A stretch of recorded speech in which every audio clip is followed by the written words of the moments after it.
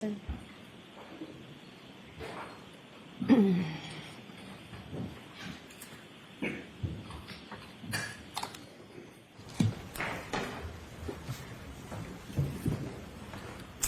was no collision. There was no collision. There was no collision. I want to take a minute to start off with thanking you. I want to thank you for your attention. I want to thank you for your patience. I want to thank you for your diligence. This is not an easy undertaking. Most of all, I want to thank you for your courage, because courage is what this moment demands. Not just to listen, but to stare directly at injustice and say, not here, not now, not on our watch. That's what you're being asked to do. Stare down injustice. I want to start with a simple truth. You folks, not us, nobody else in the courtroom, you folks are the last line of defense. The last line of defense between an innocent woman and a system that has tried to break her, that falsely accused her, that tried mightily to bury the truth. This case was corrupted from the start. It was corrupted by biases and conflicts and personal loyalties that you heard about. And most fatally, it was corrupted by a lead investigator whose misconduct infected every single part of this case from the top to the bottom. In our opening comments to you a few weeks ago, we told you what to watch for. We warned you what to watch for. We begged you what to watch for. Watch for the physical evidence. Pay attention to the medical facts. Pay attention to the science and the physics. But also pay attention to the integrity, the very essence, the integrity of the investigation. But you also saw something during the course of the trial that none of us might have expected, something that should sadden us, something that maybe would anger us. On full display, you saw the lengths to which some police officers will go to protect their own at the expense of the rest of us, at the expense of Karen Reed, an innocent woman. Before we examine the evidence in the case, which we will do, we need to understand the very foundation of the entire system of justice in which we operate. It's the bedrock on which this entire system is built. Reasonable doubt. This isn't just a technicality, and it's not a slogan. It's a constitutional shield that protects the innocent and prevents the government from punishing without proof. The Commonwealth has the high burden to prove every single element of every single charge beyond a reasonable doubt and to a moral certainty. As I said, those powerful words are not just some legal jargon. They're your mandate, they're your obligation, they're your community's protection against injustice. In our system of justice, Karen Reed sits here today presumed innocent, cloaked in the presumption of innocence. That presumption is not fragile. It doesn't just disappear because there's a charge or a badge or a theory. That presumption stands firm unless and until the Commonwealth clears that high bar, the highest bar the law provides, proof beyond a reasonable doubt and to a moral certainty. That means at the end of this case, at the end of the trial, you think about one or more of the charges, you think, you know what, maybe that's true. It might be true. Then you vote not guilty. If you think it's possibly true or probably true, your vote must be not guilty. If someone among you thinks it's likely true or even very likely to be true, your vote is not guilty.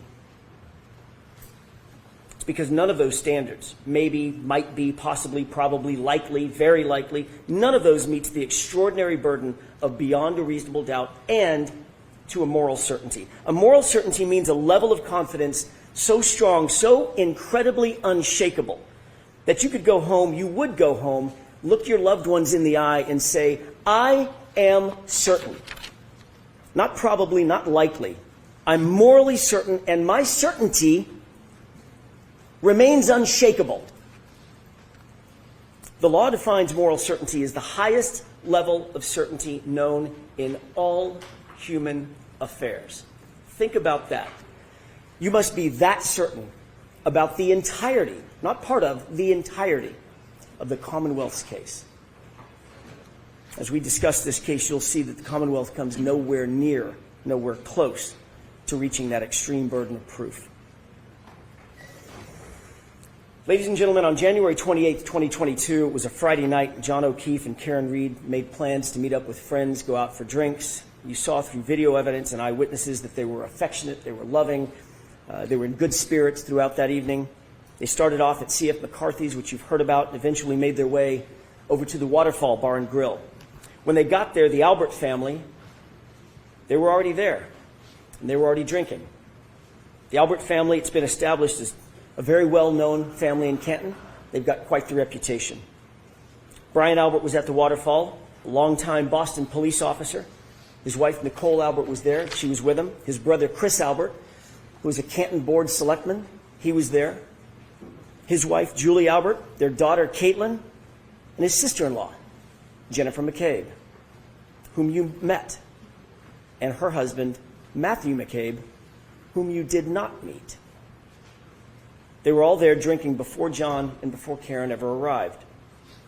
But also present at the Waterfall that night was Brian Albert's friend, Brian Higgins. We know that he had a romantic design on Karen. That becomes an incredibly important fact as we discuss the facts of this case. As the bar was closing around midnight, the Alberts invited everybody back to their house. They wanted to keep the night going. But the evidence revealed something interesting, that the invitation to John O'Keefe appears to have been for a different reason, an alternate reason. Think about the video of Brian Higgins and what Michael Proctor in his investigation completely and utterly ignored. Higgins was agitated after a day of drinking, agitated that it was John and not Karen, John with Karen, not him. Recall that ominous text that he sent to Karen with her and John standing just feet away. Well? He got no response. And then we see this.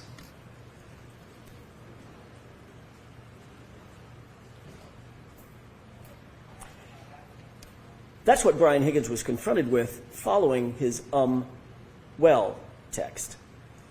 What of all things starts going through Brian Higgins' mind?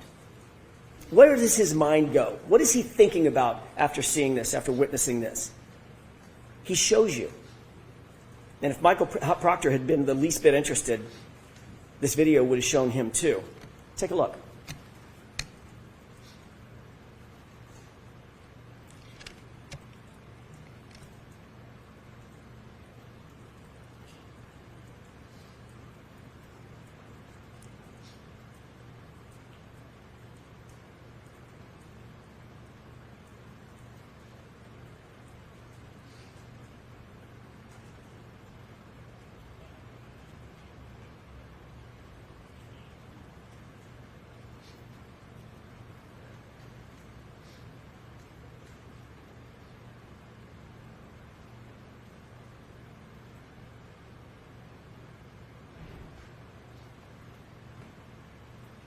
Sparring, practicing, fighting techniques. Where was Brian Higgins' mind? What was he thinking about? And then what happens? Before you look at the next video, think about what you're going to see. This next video is after he sees John kiss Karen on the forehead, after he sends that aggressive text to Karen with her standing just feet away. Watch closely, and this is what you're going to see. This is what Michael Proctor in his investigation completely ignored. Higgins is very clearly upset. He's agitated. Chris Albert tries to control him. He tries to talk to him, calm him down perhaps. Chris forcefully grabs Higgins' arm. You'll see that in the video that you're about to watch. It appears that Chris is trying to calm him down from something. Brian Albert's standing right there with the other two men. But Brian Higgins is having none of it. He appears to be hyper-focused on one person and one person only, John O'Keefe. In an instant, Higgins angrily jerks his arm away from Chris. Higgins rubs his brow, and he directly gestures at John. A gesture that looks a lot like, let's step outside. Let's go outside. But John looks at him, takes a swig of beer, completely ignores him. Take a look.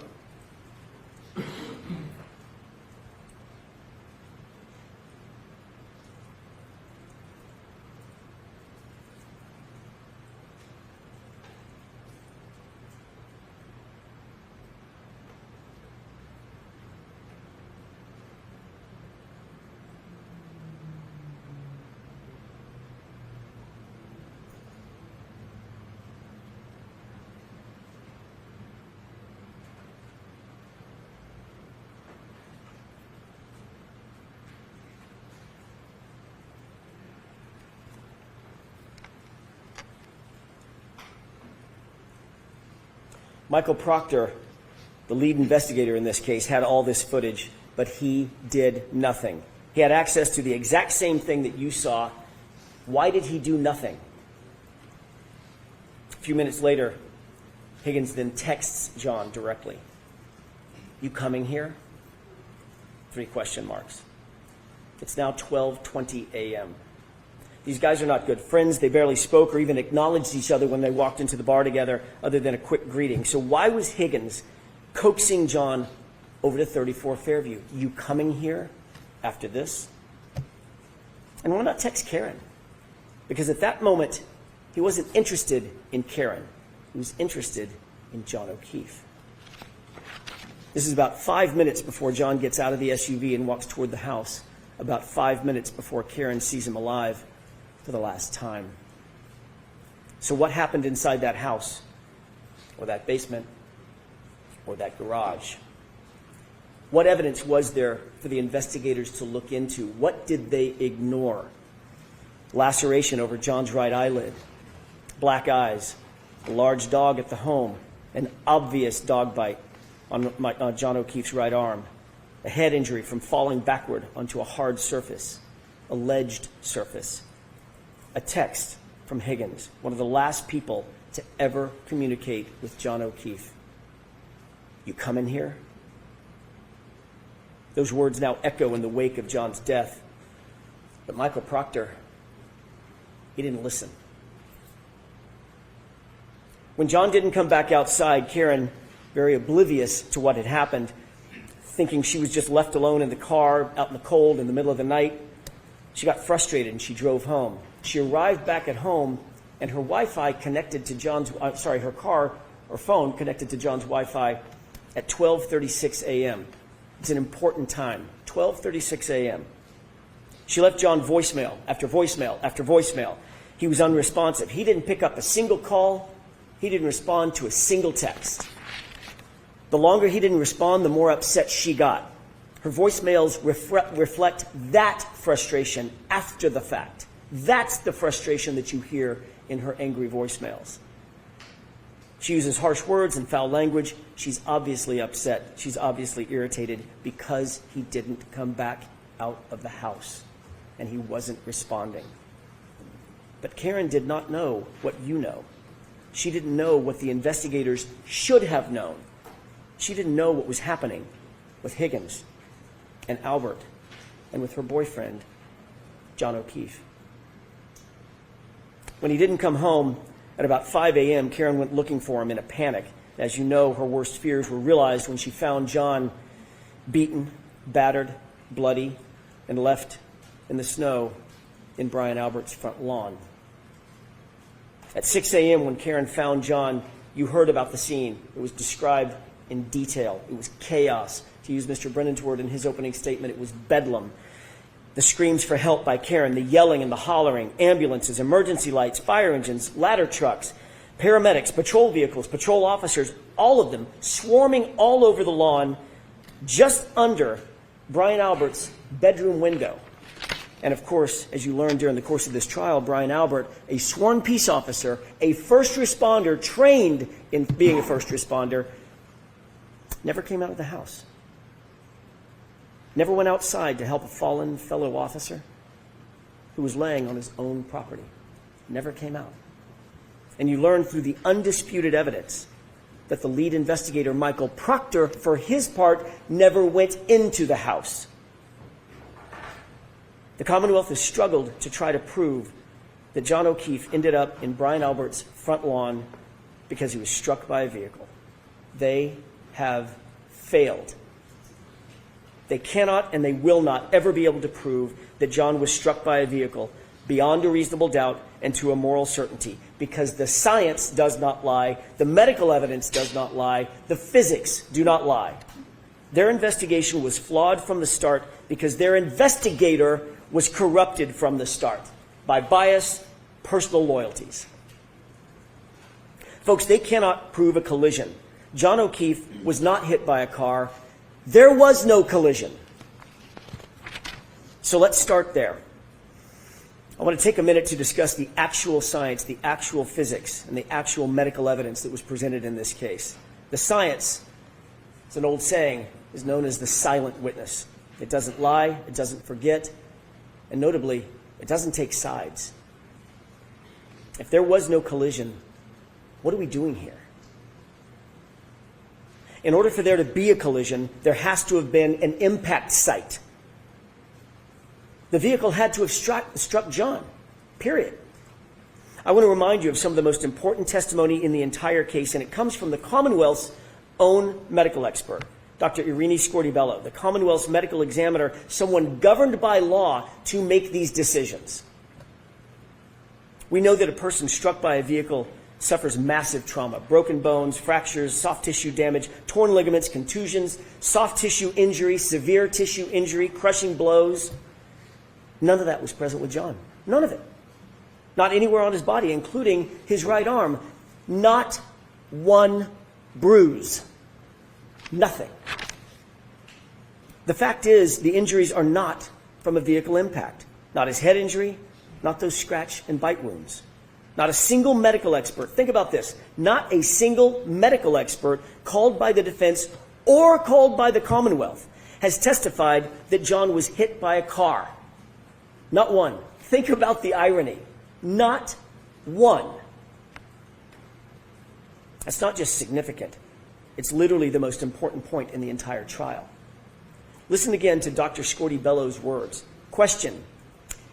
You did not include in your autopsy, in any fashion, any discussion of whether Mr. O'Keefe's injuries were consistent with a motor vehicle accident. Did you?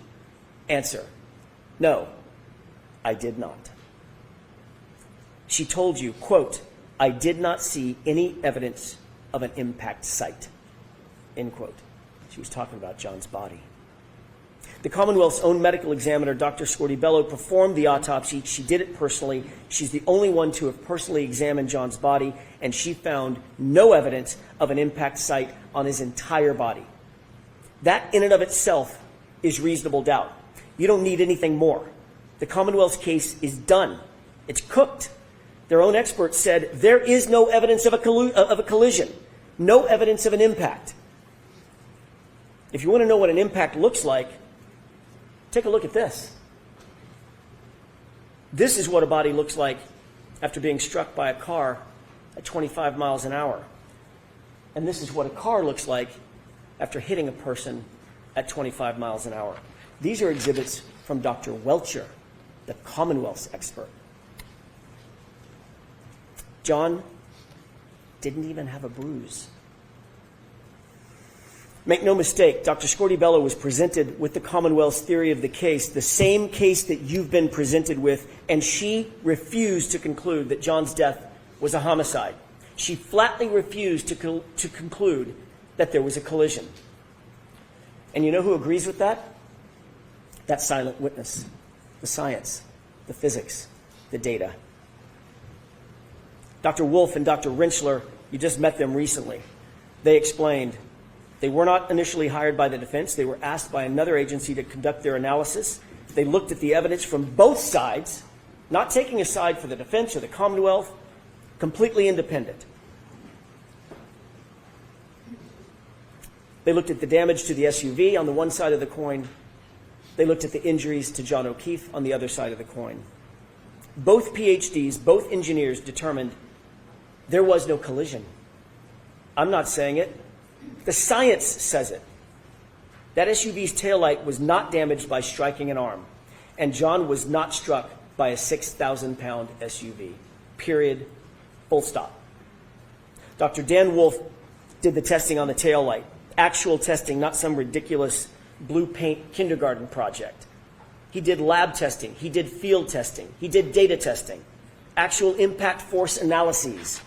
In every single test at every single speed, the taillight damage was inconsistent with striking an arm. In every test, the taillight damage was inconsistent with damaging the shirt, the sweatshirt.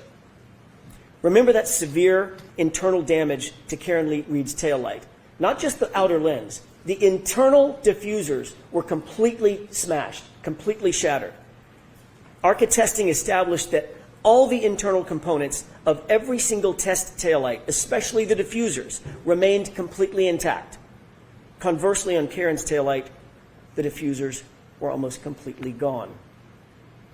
Folks, understand something. If any part of that diffuser portion of the taillight is broken, there is no light. It doesn't illuminate at all. It's just black. Let's take a look at a couple of photos. At 5:07 a.m. at One Meadows, that's the photograph on the left. What do you notice about the right taillight? It's completely illuminated.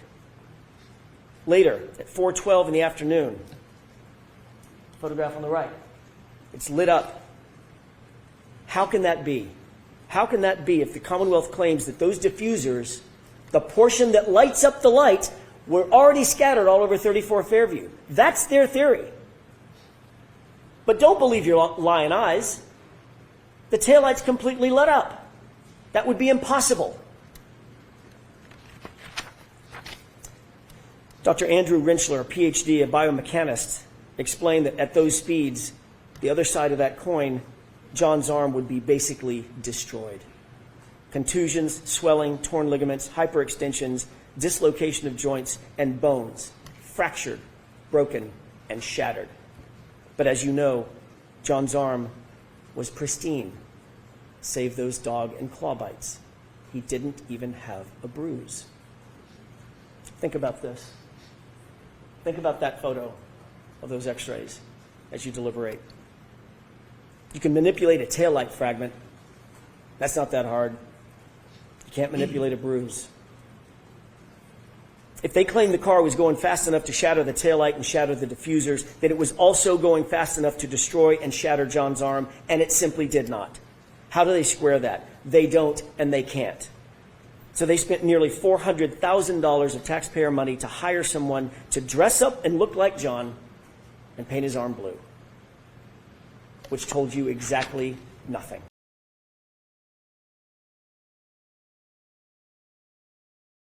For John's sweatshirt sleeve to be damaged by an impact with the taillight. The Commonwealth's theory is that the sleeve of John's hoodie sweatshirt was damaged by flying shards of taillight slicing through the shirt and through John's arm. I have 3 questions. Number 1, John's arm had about 36 abrasions. How did 36 shards of acrylic go through 9 tiny little puncture holes? How'd that happen? Somebody needs to answer that. Number 2, why are there no slices or cuts in the hoodie? All the defects are punctures. Punctures that you might get from, say, I don't know, canine teeth. And number 3, if the shards cut bloody gouges into John's arm, that's their theory, why is there no blood, no skin, no tissue on a single shard of taillight that they claim came in contact with John's arm? The Commonwealth cannot answer a single one of those questions because John's arm was not impacted by the taillight. It doesn't make sense simply because it didn't happen.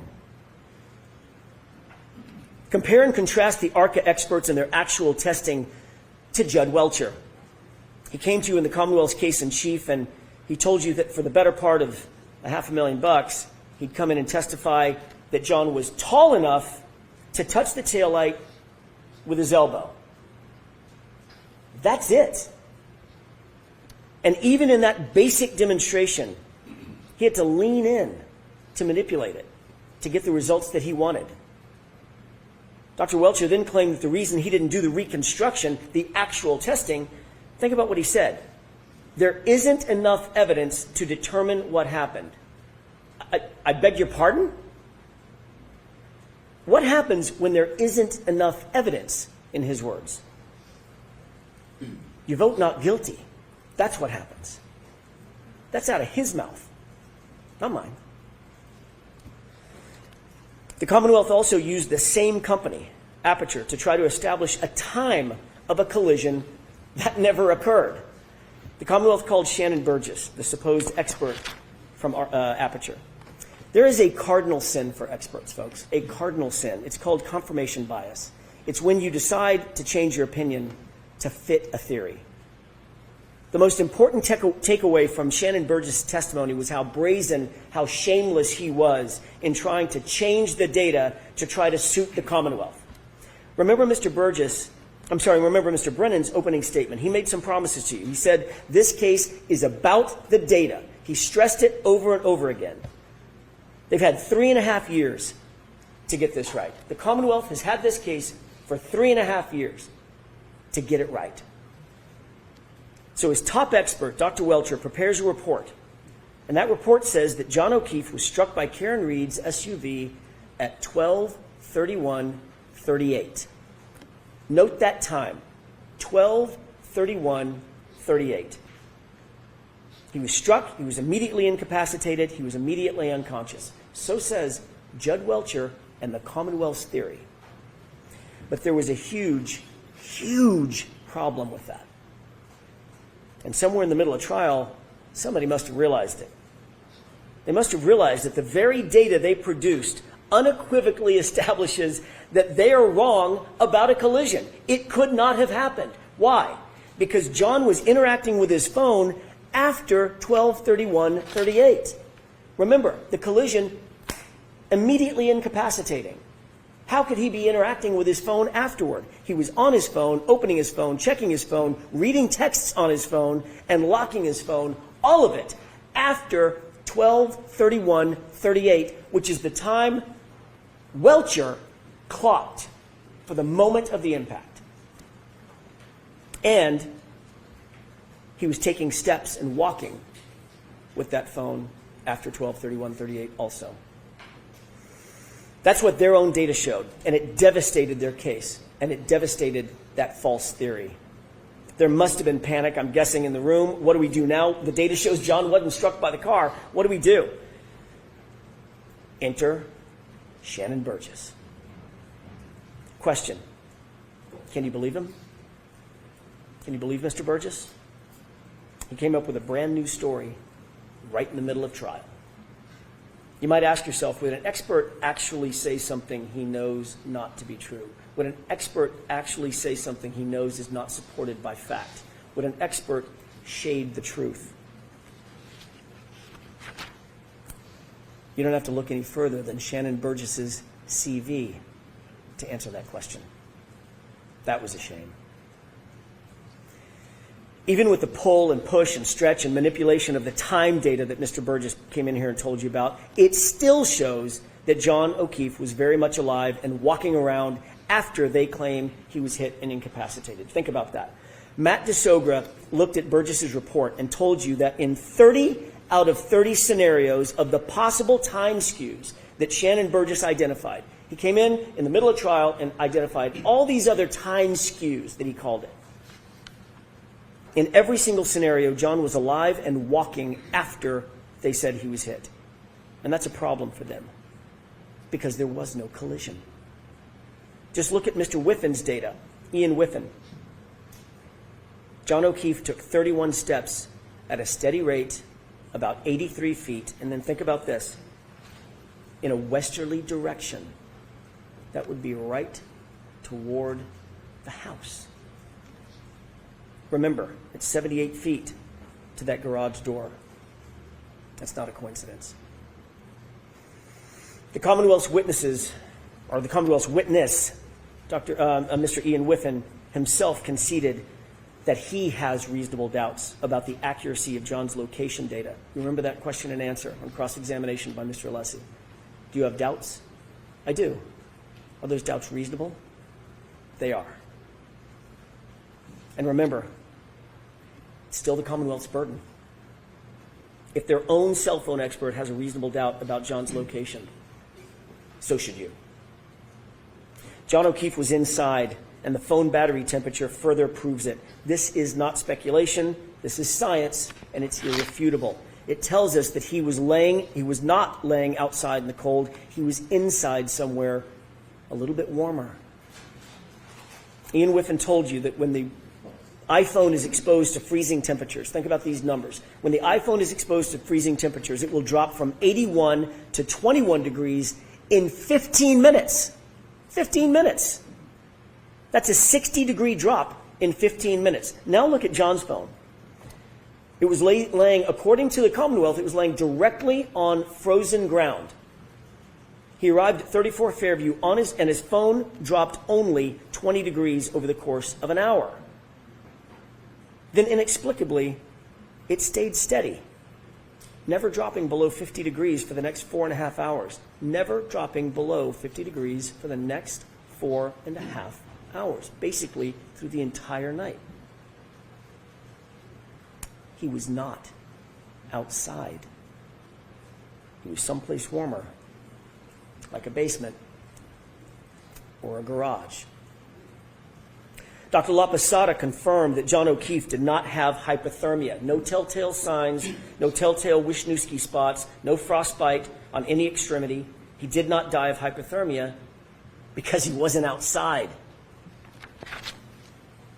Dr. Isaac Wolf, Dan Wolf, Elizabeth La Posada, Judson Welsher, Andrew Rentschler, all agreed. Every expert agreed.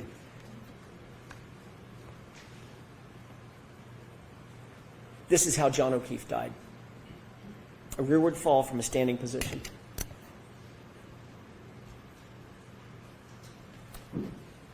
What could make you fall straight back like that? Let's just think about that for a second. What could make you fall from a standing position as Judd Welcher just showed us? Standing up, falling straight back. Add a laceration to the right eye consistent with a fist or a punch, and you've got your answer. He certainly didn't sustain that wound on the back of his head by falling backwards onto a lawn. Dr. La Posada told you that the patterned injury on the back of John's head could only be produced by hitting a hard, ridged, or ledged surface, like a concrete stair or step. What's just through that garage door? Michael Proctor never stepped down in that garage to find out. What a shame. And look at the arm. Just look at John's arm. You don't need the top experts in the country, but you had them. You don't need the top medical minds on the planet on this issue, but you had them. These are dog bites and scratches. These are animal wounds. Not one witness has been called in their trial. Not one. 8 weeks and counting. Not one witness who actually disputes that John O'Keefe's arm injuries are from a dog. The Commonwealth could not find a single medical expert, a single medical witness who would come in here and tell you those are inconsistent with a dog bite or a scratch. And it's equally clear that there was no collision. Dr. La Posada told you in probably the clearest voice in the entire trial. You remember her testimony. He didn't get hit by a car, in her words. He just didn't get hit by a car. You remember the question that was posed by Mr. Brennan, did you consider the speed of the vehicle? And she said, speed didn't matter because he didn't get hit by a car. She repeated it 3 times because it's true, not just because she says so, but because the medical evidence proves it. The medical science proves it. There was no collision. Dr. Rentschler told you unequivocally and just as firmly he didn't get hit by a car. The Commonwealth has not met their burden. They cannot meet their burden. The Commonwealth hasn't called a single medical professional, not one, to testify that John's wounds came from being hit by a car. Not Dr. Scorti-Bello, not Dr. Isaac Wolf. Contrast that with the caliber and the quality of the experts who came in here to tell you what is obvious to anyone with common sense. Those wounds on his right arm are from a dog. This was not an oversight by the Commonwealth. It's just that there is no one out there. No matter how big a check you write, there's not a medical expert who's going to disagree with that. The fact is, this is the central fact in the case. The only fact that matters is literally uncontested by every medical expert. Uncontested, undisputed. There is no evidence that John was hit by a car. None. How much more reasonable doubt could there be? This case should be over right now. Done. Because there was no collision. So given all that, how did Karen Reed end up sitting here? Why is she even here? Why is she in that chair? Why is she in this courtroom? There is a reason for that. And it's a reason they don't want to tell you, and it's a reality they don't want to admit to.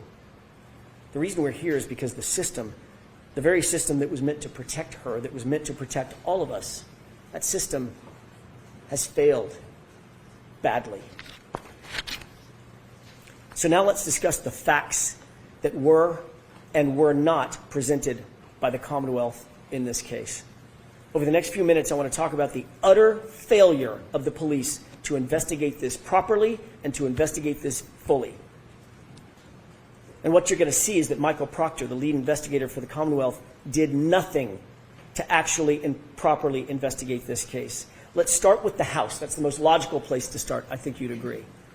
Brian Albert's house, where John's body was discovered lifeless in the lawn. A man, a police officer, is found dead on the front lawn, and no one secures the scene. No tape, no preservation of evidence, no crime scene log, no search warrants, no consent searches, no photographs of the house interior. They didn't treat the house as a crime scene, and shamefully, they didn't even treat the yard as a crime scene. The lame excuse offered by retired Lieutenant Gallagher: it was really cold and windy, and I didn't know if there was a crime that had been committed. What? You didn't know that a crime had potentially been committed? You have a man laying dead in the yard, and here are the undisputed facts that those officers were confronted with. Black eyes. Obviously, black eyes are consistent with a fight. Bloody nose, also consistent with a fight. Bleeding from the face, consistent with a physical altercation. A cut over the right eye, consistent with a punch. No coat in the freezing cold, not dressed for outside, dressed for inside, and one shoe on. I wonder where the other shoe could be. I don't know, maybe in the house 30 feet away. And then you find a broken and shattered drinking glass next to him, the type of glass that you might find, I don't know, let me think about this, in a kitchen in a house 30 feet away. And John's phone was tucked neatly under his back shoulder. Lieutenant Gallagher actually claimed he did not know it was a potential crime that needed investigating. The neighbor across the street, Detective Lieutenant Kelleher, had a ring camera that was pointed at the exact direction where John O'Keefe would have been hit, and nobody bothered to secure it. Nobody bothered to secure it. Nobody even bothered to look at it. Of course this was a potential crime scene. Of course it was. Let's not forget, this was Brian Albert's house, and that comes with privileges. Quote, is the homeowner going to catch any shit? Nope. He's a Boston cop too. End quote. That quote starts to make a little more sense now, doesn't it? Michael Proctor wrote those words just hours after John's body was found. He sent this in a private chat, in a private text he never, ever believed would ever be revealed. He sent that text in a series of messages that now belong to you. You weren't given the opportunity to hear from Michael Proctor, but you can read his thoughts for yourself. And I urge you, go read them. They're in Exhibit 209, in case you're wondering. But here are the highlights.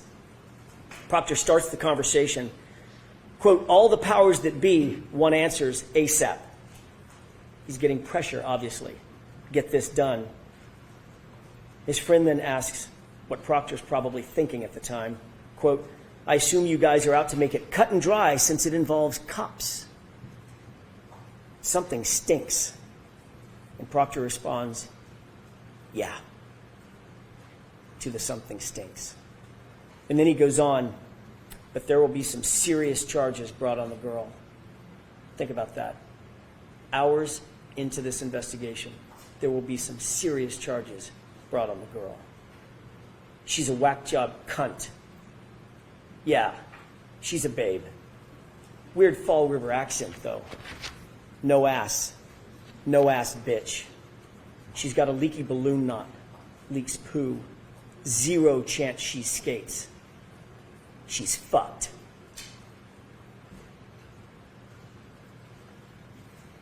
And up to this point, Michael Proctor had done 0 investigation. Nothing.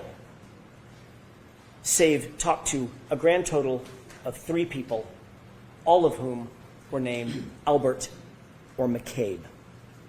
That's it. And this was his mindset. This is the same lead investigator who sent the group chats that you heard about with Sergeant Buchnick.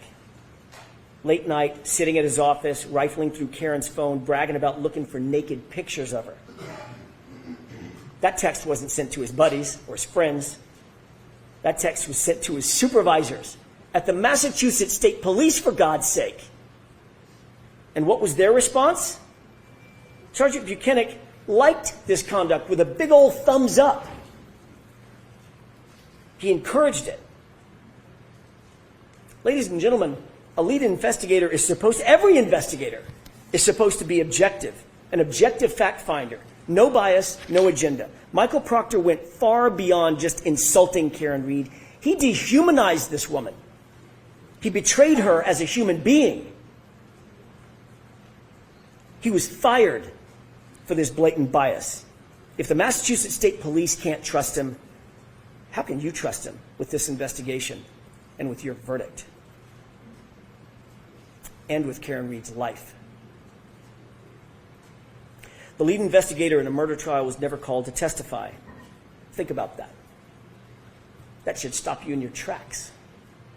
Wouldn't you want to hear from Michael Proctor? Wouldn't you want to hear from the lead investigator in the case? Don't you have questions? The Commonwealth did not present their own lead investigator to the jury, the very jury who is charged with judging the investigation. Michael Proctor clearly is radioactive, and the Commonwealth stayed away from it. Michael Proctor is no longer a Massachusetts State Police officer. He wasn't transferred. He didn't go on sabbatical. He didn't retire. He didn't resign. He was fired.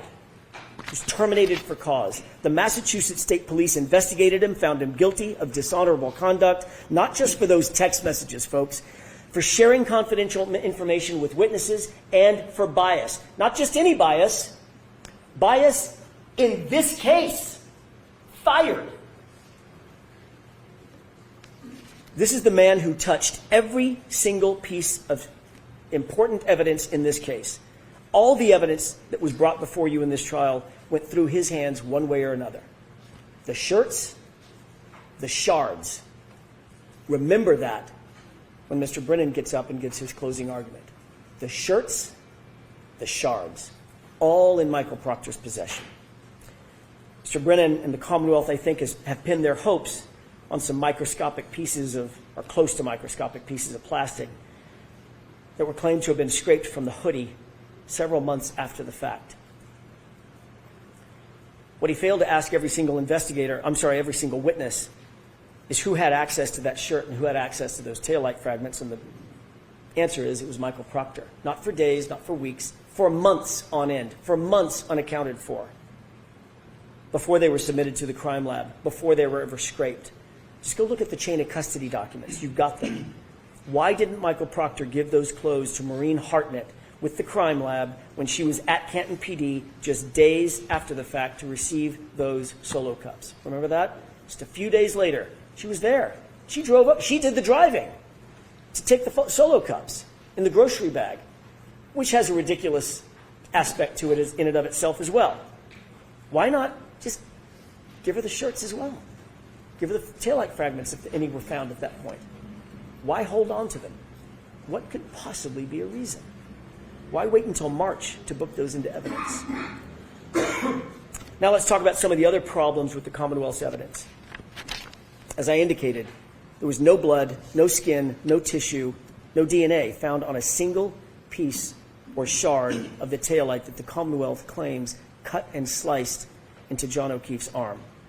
Where is that trace evidence? Where is that biological evidence? The DNA. Where is it? They've got nothing. Not a single piece that the Commonwealth wants you to believe cut up John's arm. How is that possible? It's not possible. The only way it's possible is if those shards never touched his arm. Because it was a dog.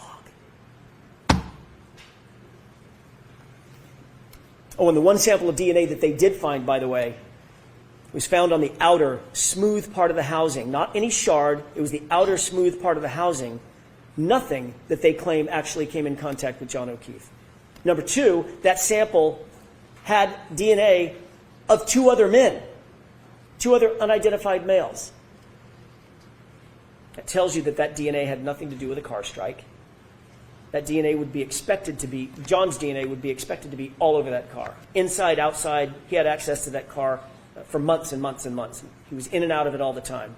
Show me some blood, then we'll talk. They can't, and they won't because it doesn't exist. That SUV never hit John. The hair found on the bumper. The Commonwealth really stretched its own credibility on this one. That magic little hair on the SUV supposedly survived a 37-mile drive in 47-mile-an-hour winds. But that little magic hair just clung there, just hung on. That same hair that moved in between photos in the Sallyport. Remember that? There were two photos taken, and it was either the breath of the photographer or just the movement of walking by the hair. It literally moved between the two photographs. But that hair is supposed to have hung on in a 37-mile drive in a blizzard? The only thing that hair proves that the Commonwealth is embarrassingly grasping at straws. That hair has nothing to do with anything. But it doesn't stop there. There was another revelation at trial, a big one, a huge one, and it came from a very unlikely source. Christina Hanley, the quiet, reserved criminalist who told you something the Commonwealth likely did not want revealed because it's devastating to their case. Absolutely devastating. And it's this.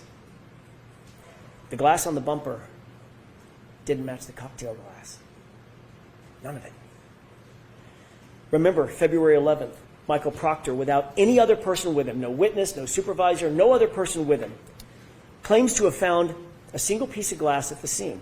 February 11th, single piece of glass, Michael Proctor. Keep that in mind. Interestingly, the glass on the bumper that didn't match the cocktail glass, one piece did match one other thing. The Proctor glass. Those two go together. The only two things that go together from that bumper are the Proctor glass. We know that there's no glass in the taillight. We know that nothing else was shattered on the vehicle. Therefore, that glass had to be placed there. Didn't come from a crash. Didn't come from a cocktail glass. So how did it get sprinkled on the back of the bumper? Whose proverbial fingerprints are on that glass on the bumper? The only thing it matched was Michael Proctor. What about the Ford Edge and that snowplow driver, Brian Loughran? He observed that Ford Edge parked outside Brian Albert's house at 3:30 a.m. That vehicle was moved directly in front of where John's body was found sometime between 2:30 and 3:30 in the morning. The only person connected to a car of that make and model, Brian Albert. Michael Proctor did nothing to investigate that point. Did nothing to investigate whose Ford Edge was parked in a spot specifically to block the line of sight in the exact position where John's body would be later found by Karen Reed. No one, not Michael Proctor or anybody else, checked it for evidence. No one even asked any questions about it. That Ford Edge, Brian Albert's Ford Edge, completely ignored. Michael Proctor failed to interview obvious witnesses in this case. Why? Why didn't he want to speak to the snowplow driver, Brian Loughran? Why did he falsely claim that no one plowed the roadway that morning? When police dash cam video, you saw the dash cam, it shows plows going back and forth all morning. Why did he wait so long, years even, to interview Heather Maxson and Ryan Nagel, individuals who were literally outside 34 Fairview at the exact same time John and Karen arrived at Brian Albert's house that night? Brian Loughran, had he been investigated or interviewed, would have told Michael Proctor that he drove past the lawn multiple times on January 29th, and there was no body on the lawn. He would have had a perfect view.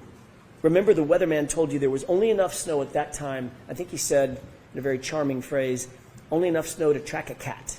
I think that was it. There was no body there. Heather Maxon and Ryan Nagel would have told him that they arrived at 34 Fairview shortly after Karen and John pulled up behind them, and they would have told Michael Proctor, at least Heather would have told Michael Proctor, that when she left 10 minutes later, she drove past the SUV and observed Karen Reed in the driver's side, dome light on, passenger seat empty. So where was John? He wasn't outside, wasn't sitting down, wasn't laying down. There's only one place he could be. We could all say it together if you could talk with me. He was in the house. But Michael Proctor did not want to have those answers. He did not want to have to disclose those answers. He didn't want the truth. The Commonwealth has presented a shred of evidence of when Karen Reed consumed her last drink that night. Think about that. It's critical information that the Commonwealth has to prove beyond a reasonable doubt and to a moral certainty. They have to prove when her last drink was that night. They have to prove it. We don't have to prove or disprove anything. Every single witness who was asked and who had an opportunity to observe Karen that night said the same thing. She wasn't drunk. She wasn't stumbling. She wasn't slurring her words. She was, in the words of Ms. Kolakithis, completely normal. Even Jennifer McCabe, grudgingly, had to admit that fact. It's on video. Instead, they used Yuri Buchanan to try to come into court and count sips of alcohol, which he admittedly got wrong. According to Ian Whiffen, the Commonwealth's own expert, the location data, using location data on John's phone, showed Karen driving lawfully. She was driving safely. She was under the speed limit. She was slowing and stopping at stop signs, slowing around corners. And Ryan Nagel corroborated that when he saw her make that left-hand turn onto Fairview. The Commonwealth has an incredibly high burden to prove that Karen was driving under the influence. They have failed to prove that beyond a reasonable doubt and to a moral certainty, because it depends on when she had her last drink. What happened after she got home and she was upset with John for not coming back out of the house? That would answer that question. As you well know, no one searched the house for signs of a struggle. Not that night, not the next day. I'm talking about 34 Fairview. Not ever. Not once. Not with a warrant, not with consent. They never went into the basement, the stairwells. They didn't look at the walls. They didn't look in the garage. Nothing was ever examined.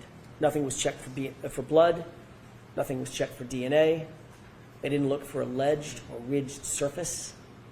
Zero. You'll remember how surprised Jennifer McCabe was to recall that there was a garage door even on the house. Except this was her sister's house. She's been going to that house since she was 5. She's seen that house. She's been in and out of that house hundreds of times, maybe thousands of times. She's been going to that house her entire life, and yet she acted surprised when I asked her about it. Remember Jennifer McCabe's answer when I asked her whether there was a door at the garage. I was asking her about the front door, the side door, and the garage door, and her answer was, oh, actually there is a garage door right there. Investigators never opened that door. Let's change the scenario. What if it wasn't the house of a Boston cop? What if it wasn't the house of Brian Albert?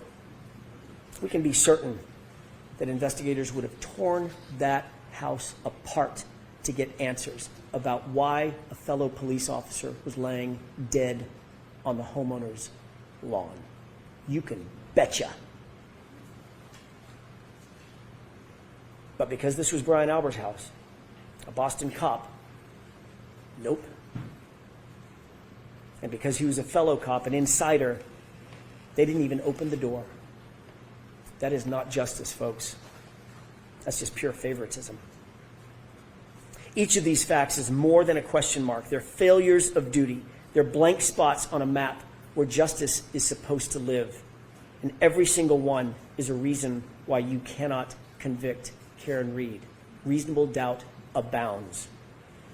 If the Commonwealth failed to investigate every reasonable alternative, how dare they come in here and ask you for a verdict? They didn't investigate the case fully, and yet they're asking you to take the easy road and do their job for them.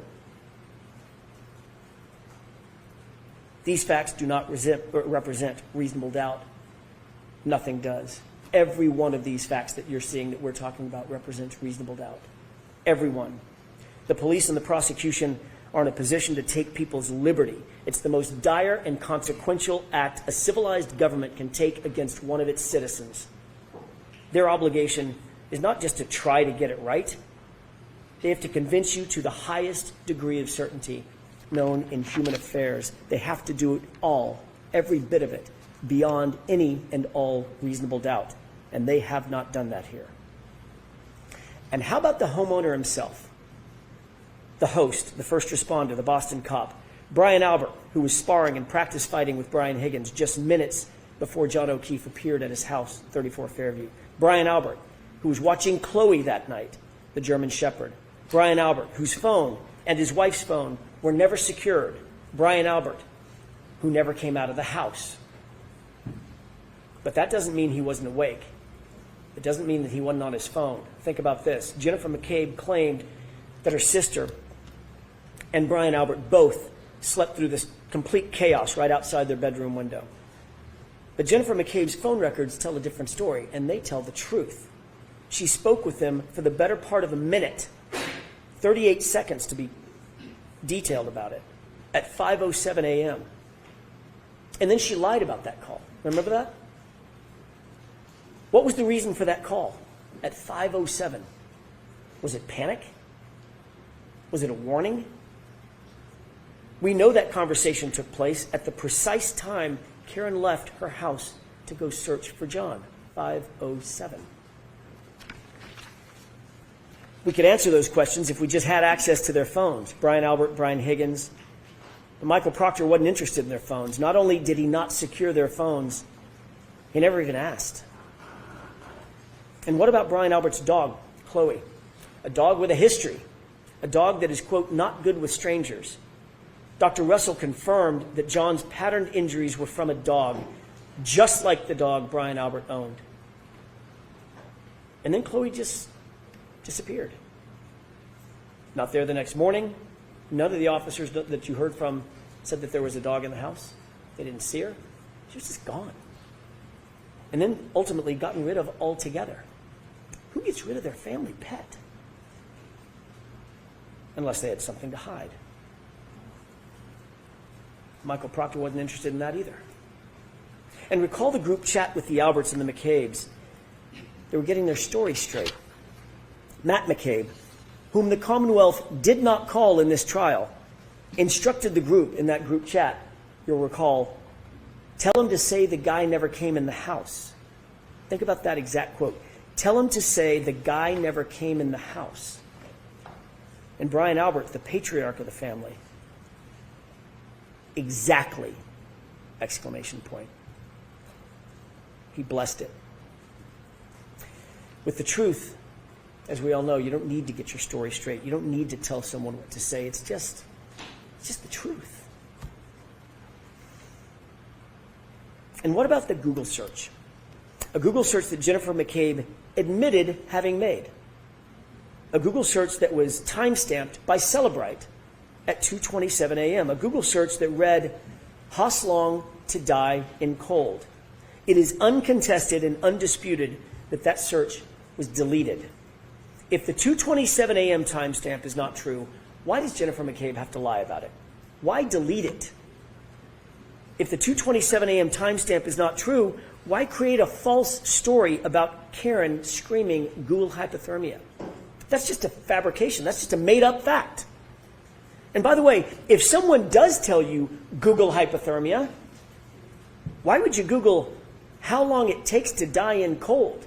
Wouldn't you just Google hypothermia? Jennifer McCabe enlisted Carrie Roberts to help shift the blame to Karen. Why go to that much effort unless you're trying to cover for something? Keep in mind the entire foundation of her claim that Karen said Google hypothermia is this fantasy about Karen screaming it at the location, at the scene. That's her entire excuse. But that story went completely off the rails when Carrie Roberts admitted that she perjured herself to back up Jennifer McCabe's false story. That was a dramatic moment in court. It's an admission of perjury, and you don't see that very often in a courtroom. That tells you everything you need to know about the character and quality of the prosecution's case and their witnesses. Lying and perjury and admitting to it. A fundamental tenet of any investigation is to ensure that witnesses are independent and not influenced by other witnesses. You start by separating the witnesses. Michael Proctor did none of that in this case, and we see the results. Think back to Jennifer McCabe's own text messages with Carrie Roberts. About Carrie Roberts, not with Carrie Roberts, notably. What Carrie Roberts didn't know was at the time she was being interviewed by the police, Jennifer McCabe was, in real time, she was bragging about having influenced Carrie's testimony or her statements to the Alberts and the McCabes. Quote, she's telling them everything, all the stuff. Remember that timeline that we talked about with Jennifer McCabe? That's what she was referring to. She's telling him everything that Jennifer McCabe had put in Carrie Roberts' timeline. The Commonwealth wants you to believe that Karen Reed made a statement at the location, at the scene. I hit him. I'm sure you'll hear that from the prosecution in their final arguments. But their own witnesses contradict that. Jennifer McCabe admitted on cross-examination that her very first statement to law enforcement, confirmed that Karen didn't say anything. She asked, could I have hit him? Did I hit him? Is he dead? The physics and the science answer that question. Could you have hit him? No, you couldn't have. Sergeant Buchanan also testified that the only statements Karen Reed made at the scene, according to his conversations with the first responders, was, could I have hit him?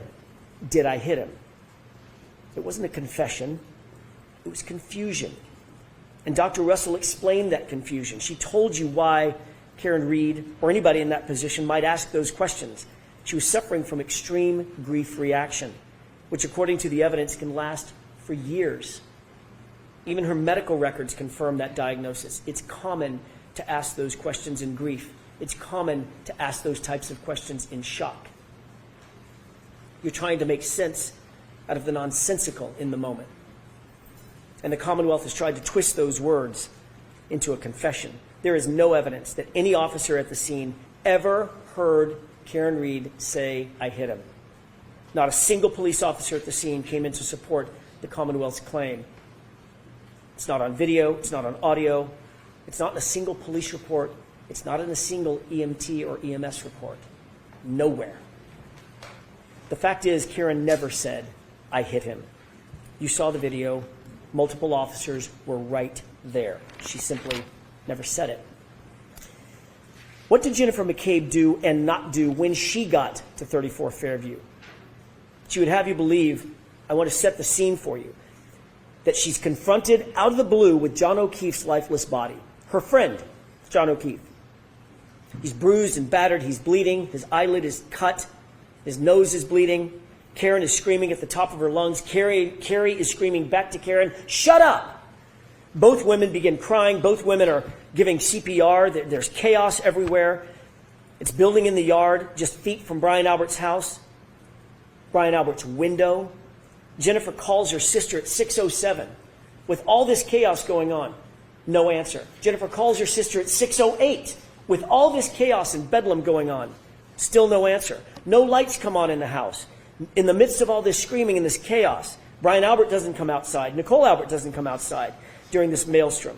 And yet, Jennifer McCabe never goes inside to check on her sister. There's literally no signs of life inside the house. And Jennifer McCabe doesn't take a step inside that house to check on her family. Why is that? Does that make any sense? Everyone would sprint inside the house to make sure that there's no one in there that was hurt or injured or, God forbid, dead. Everyone would do that. But not Jennifer McCabe. The only way that makes sense is if Jennifer McCabe already knew that Brian and Nicole were just fine. That's the only reasonable explanation. And the only way she would know that they were fine is if she knew what happened.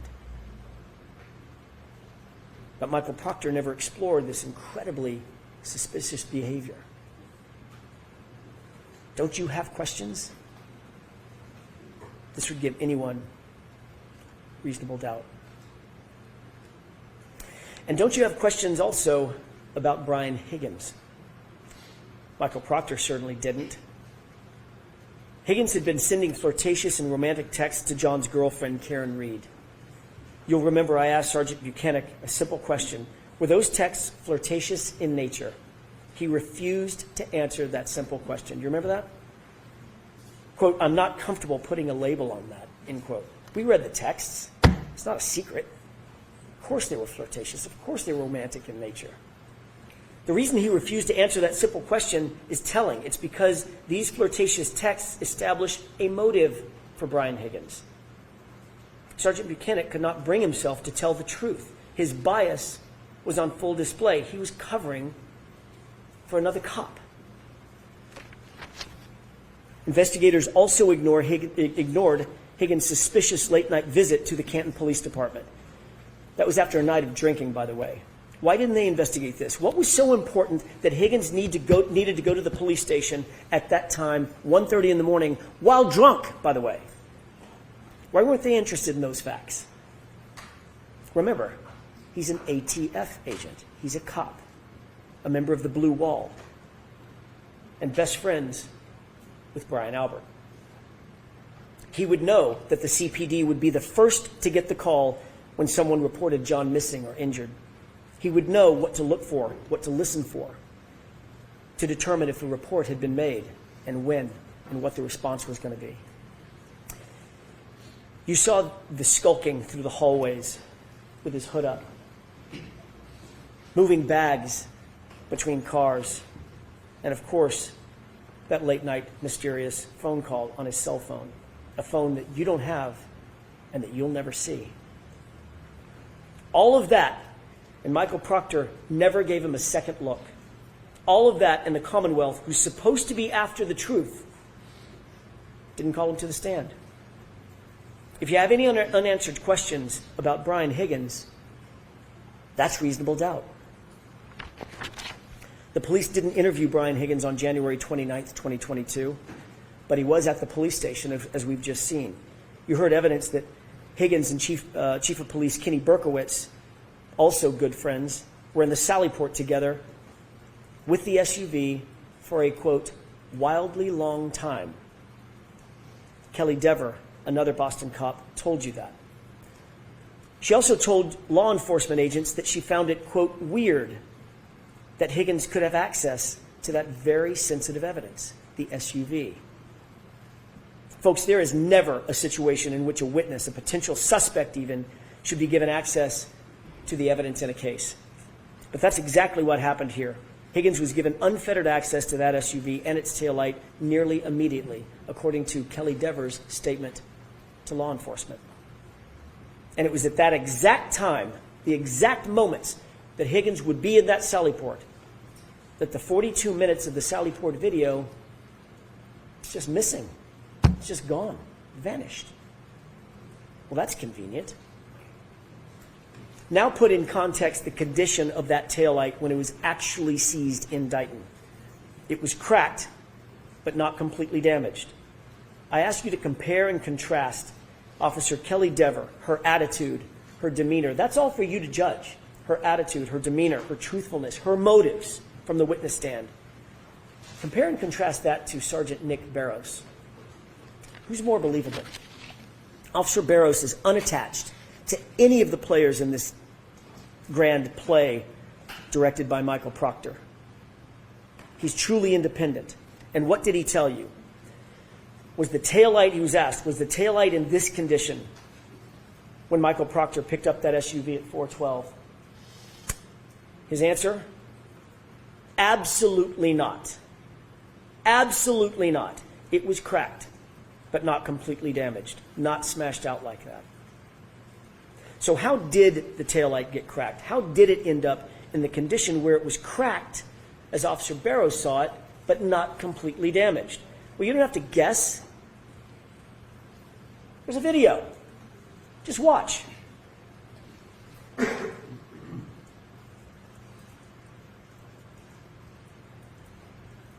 That's how it got cracked.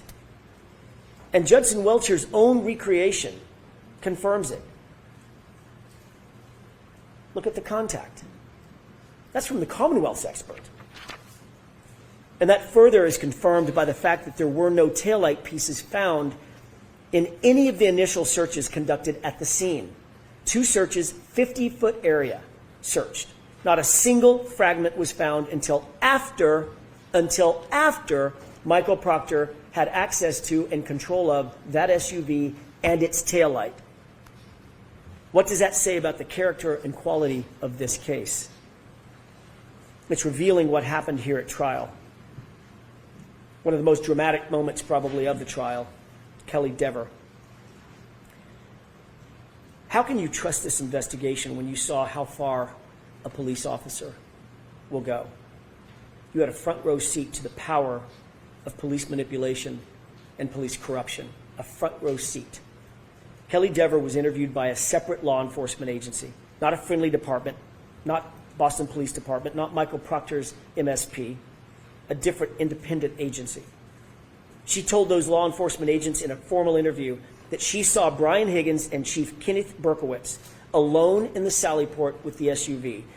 She was detailed, she was clear, she was unequivocal, she remembered the specifics, she recalled how it made her feel, quote, weird.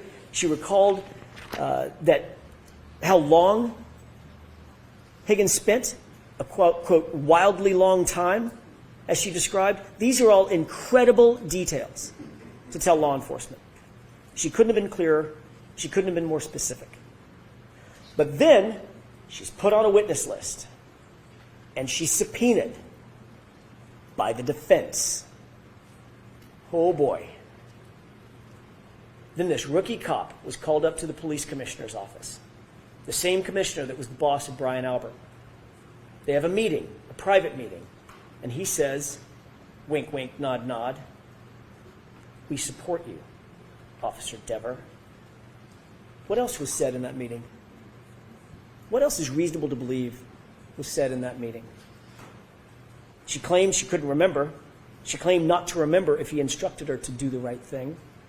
But the commissioner of the Boston Police Department certainly said something to this rookie cop, and all of a sudden, that detailed, unambiguous, unequivocal statement to law enforcement became, what did she say? A false memory. Not I didn't say it. She admitted she said it. She admitted she detailed the entire story. She just said, it's a false memory. What? So she's called to the commissioner's office to make sure that she would do the right thing. That's why she was called. And now we know what that means. In her words, my entire career depends on what I say here on the stand. I'll quote that again.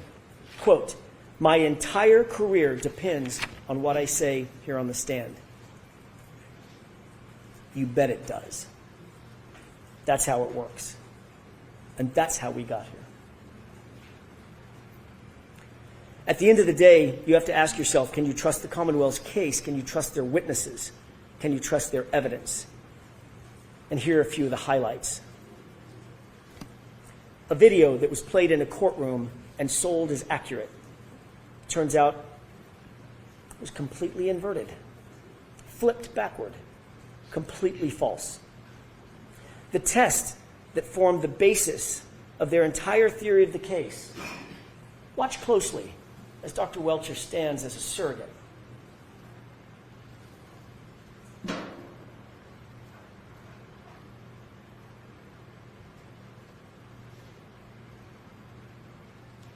Is that a righteous test? Or is that a manipulation? Dr. Welcher tried to deceive and fool you by leaning into the car, manipulating the results of his own test. When the truth was revealed by Dr. Rentschler, the Commonwealth spent the next hour cross-examining him about how that test was meaningless. It actually didn't mean anything. Well, that's convenient now that we realize that it was a manipulated test, and it actually does mean nothing. It didn't represent the theory of the Commonwealth's case. That's what was suggested. That test does not represent the theory of the Commonwealth's case. Really? Then why was Dr. Welcher playing dress-up in John O'Keefe's clothes, or identical clothes to John O'Keefe, when he was holding a glass? Why was he holding the glass right behind the vehicle? And why was he standing with his right arm oriented to the right rear taillight if he wasn't trying to recreate the circumstance that is the Commonwealth's entire theory? The Commonwealth stood up here with a straight face and told you they weren't trying to suggest that that's how John was hit by the car. Of course they were trying to suggest that's their theory of the case. They only abandoned it 2 days ago when it was revealed by our experts that it's physically impossible. That silent witness, that science, that physics, has become very pesky to the Commonwealth because there was no collision. Dr. Welcher also told you under oath that there were no x-rays taken of John's arm. He tried to deceive you into believing that John's arm might have been broken. I don't know. I didn't see any x-rays, so I can't tell you what the damage was inside the arm. Really? The Commonwealth has had those x-rays in their possession for 3 years. And again, it took the defense to bring out the truth. The x-rays do not fit the Commonwealth's theory, so you weren't shown. And Dr. Welcher wasn't going to admit it.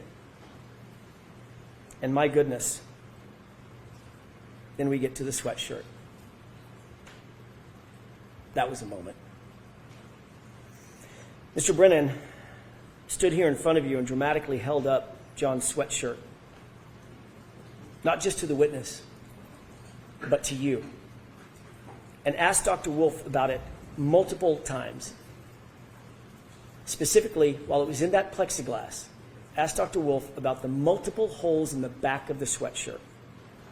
He interrupted Dr. Wolf, and Dr. Wolf started to look at the sweatshirt and say, well, and he said, how about here? Here's a hole, here's a hole, here's a hole, here's a hole. Dramatically tapping on that plexiglass. It was clear what the suggestion was, that the holes in the back of John's sweatshirt were from January 29th. That's the impression that was expected to be left with you. That's the impression that he wanted to leave with you. And that's false. The truth is, the Commonwealth created those holes. They aren't holes from road rash. They weren't made on January 29th. Those are cuttings from the Commonwealth's own crime lab, folks. That's what those holes are. And even with 3 prosecutors, all 3 of them, sitting right there in the room at the time, it had to be the defense to correct that record, to bring out the truth. If we hadn't done that, what impression would you folks have been left with? That's more than negligence. That's dangerous. It's dangerous. I'm going to guess that Mr. Brennan's not going to say much about this, about the fraud that was attempted on you. And if he doesn't, that speaks louder than any concocted excuse that the Commonwealth might come up with. It's shameful. It's shameful. We are after the truth in this courtroom. You're entitled to it. Demand it. Why would the Commonwealth stoop to a stunt like that? It's desperation. They know what you now know, what their experts know. There was no collision. So now we've reached the final moments of the trial, and you've seen the facts and you've seen the evidence, and we've just talked about dozens and dozens and dozens of facts that are reasonable doubt. Each one of them are reasonable doubts. These facts, these note cards that you're looking at, piled high, one on top of another, literally stacks and stacks of them covering the table. as you mentally sift through those cards, realize that every one of them is a massive hole in the Commonwealth's case. Every single one of the note cards represents a hole in the Commonwealth's case. If you're holding mentally even one of those cards, you're holding reasonable doubt, folks. You're holding a not guilty verdict. Reasonable doubt is not a sliding scale. It's a wall. If the Commonwealth cannot get over every one of these dozens of walls, you have to acquit Karen Read. The truth is, Karen Read is not guilty. Not because of technicalities, but because the facts, the law, the science, the physics, the data, they all say so. They demand it. The Commonwealth does not have a theory about how John was hit by the car. They haven't even shown you that it's possible that he was hit by a car. And the reason they haven't is because it's not possible that he was hit by a car. There was no collision. Your job is not to do their job, their burden entirely. It's theirs. They have to prove this case and their theory beyond all reasonable doubt and to a moral certainty. And not only do they not have a theory, they can't prove one that doesn't exist. All you need to know is that the Commonwealth failed. They failed to provide you with a truthful representation. They failed to prove the essence of their case, that John was even hit by a car to begin with. They failed to prove any intent on the part of Karen Read because she has none. They failed to investigate the actual suspects in this case. They failed to present the lead investigator to you. They failed to justify the perjured testimony that you heard discussed in this case. They failed to hold accountable an officer who came in here and lied to you and claimed false memories so she could do the right thing to cover for a fellow cop or cops. They failed to maintain a fair and unbiased and honest investigation. They failed to present you with the truth. And this is what you get. An investigation that's riddled with errors and omissions and a rush to judgment and conflicted and corrupted from the start. Every part of it. That is the literal definition of reasonable doubt. How can they ask you to be morally certain based on this evidence? It's a tragedy.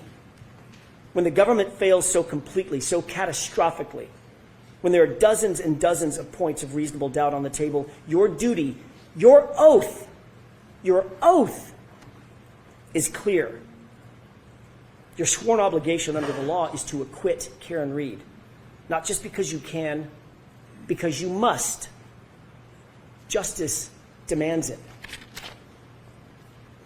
Do not let the Commonwealth get away with this. Don't let them get away with this. Do not endorse and sanction an investigation that is broken and corrupted top to bottom.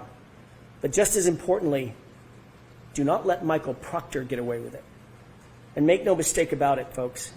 If you convict Karen Read of anything, if you convict her of anything, science, the physics, the data, they lose. But tragically, Michael Proctor wins. Remember his texts. Something stinks.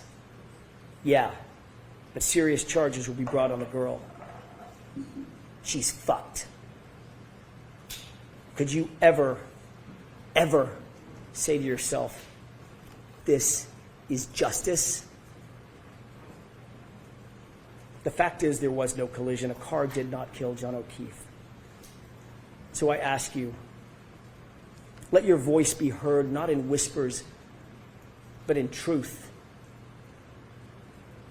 Let the community feel through your verdict that justice cannot be bent and that it will not be buried. Find Karen Read not guilty, not guilty, not guilty. Thank you.